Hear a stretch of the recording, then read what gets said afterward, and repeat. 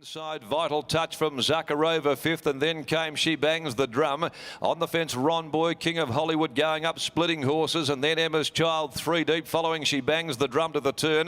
Lume Lafaux is next, being followed by Black Bobbin, Luna Rossa, Country Fox, and What That Song is still last as heads are turned for home, with the favourite Kimbo's Girl railed around the home corner pretty well and snuck a length and a half clear. Vital Touch now into the clear. She Bangs the Drum runs on down the outside, but Kimbo's Girl races nicely clear with 150 left to go from Vital Touch. She Bangs the Drum. Ron Boy, no risk in the world about running a 1400 strongly for Kimbo's Girl. She dominated the race from start to finish. Kimbo's Girl beating Vital Touch. Lume Lafaux has run on very well in a photo with Ron Boy. And then Emma's Child deeper out. King of Hollywood only battled away from She Bangs the Drum. Zakharova from last. What That Song next in. Then Country Fox, Emma's Child, Luna Rossa. Black Bobbin is well back in the field with a patchy chant. And pulling up at the back end of the field is Lady Emily. Number 8, Kimbo's Girl. Waltzes in. Continues this dominating run of horses that have either led or have been close to the speed. Yesterday's card and the first two winners today have controlled the race from the outset. Kimbo's Girl at $3.10 and $1.80. Defeating Vital Touch, who sat behind it on the fence, came around its heels, but really couldn't offer too much more and battled away. $1.90 and third close, very close. Ron Boy, Lume Lafaux. Ron Boy gets the nod. Number 1 just in front of Lume Lafaux. It's 8.9.113 in a time of 1:24.59. There, a length and a half, 2 lengths and a half ahead of the margins. Following race 2 of the day. But Kimbo's Girl successful for the Simon Miller stable.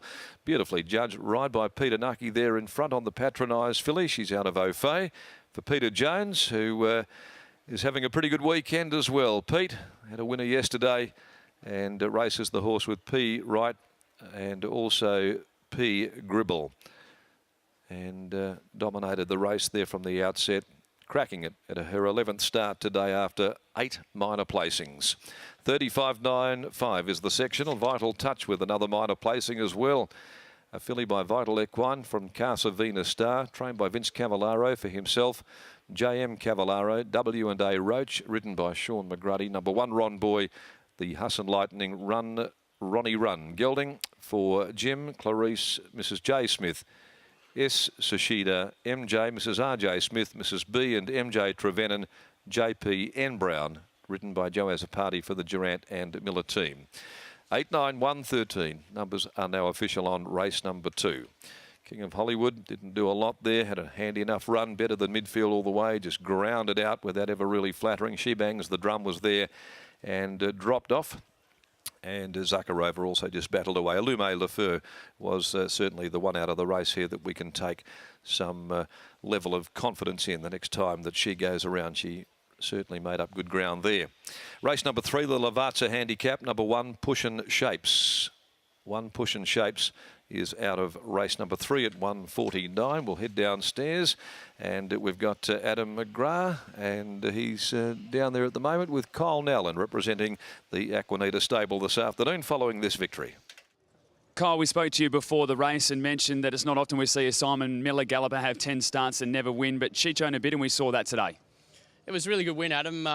Really good aggressive ride by Nux. Simon just said to try and be really aggressive from the gates, and she really sprung the lids too. And I thought he was going to let Willie go for a stride there, but that was the aggressive side of Nux, and she was a good win. She won really well. You were really honest about the tactics that you were going to use that barrier push forward, and she just seemed so much more comfortable out in front, just enjoying it, re-rolling out there and then clicking through her gears.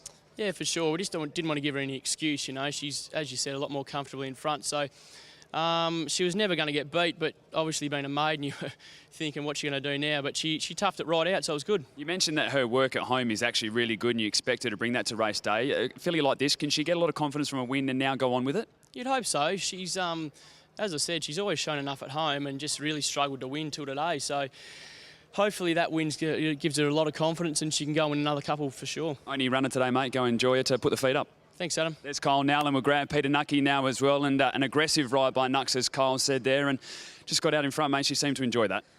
Yeah, well, she had her first race start. She raced pretty well like that, but, you know, because she's run so many places, you're trying to do a few different things, and I heard another jockey say, if I can use this saying one day, she's been very camera shy, this horse, and glad today she's able to kick away in front and hold them off. She found the lead quite comfortably, although there was a little bit of pressure early on. She did settle nicely.